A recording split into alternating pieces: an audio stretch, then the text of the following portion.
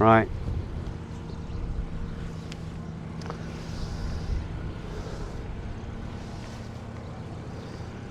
Let me just take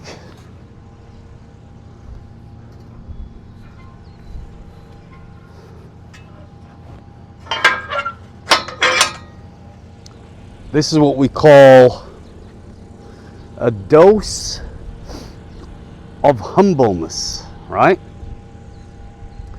So, a couple of things that I will do differently after I speak to the owner.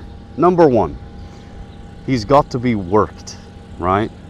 I've got to do a lot more round penning with him. I've got to get him to you know, get to the stage where he's actually just given up, right? And he's saying, okay, I don't want to spook anymore. I don't want to be paying attention to everything going on around me. My full attention is on you. And then he's fully hooked on, right? I mean, honestly, this is what I would appreciate. No, still all over the place, okay? So I do actually have to work this guy a lot more. And I know when they spoke to me yesterday, they said they really wanted him to be desensitized. And I know that there's a little bit of a worry. He's their number one horse. Unfortunately, he's going through some issues. And I don't want to push the limits too hard, just in case something happens, he pulls a muscle, he goes lame, and then, you know, I'm the one to blame. I really don't want that. But for sure, I've done multiple different things. He's definitely not scared of my tools. He's not scared of the tarp. There are sounds which I can't replicate, you know, that are actually spooking him. So he's actually just got to build his confidence. And for me, he's got to start from square one. So unfortunately, I do have to take a humble pill and accept defeat on this one. But there is no failure, only feedback.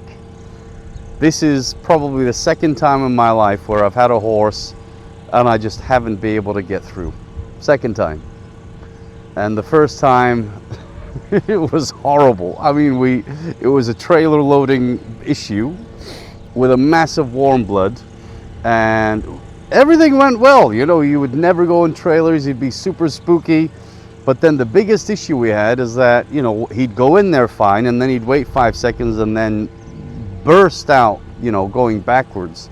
And the worst part is I worked with him for probably 2 weeks, you know, 3-4 times a week, you know, work him outside the trailer, then rest him inside the trailer, do that over and over again, really give him as much comfort and rest and as much as we possibly could inside, and really work the hell of him outside.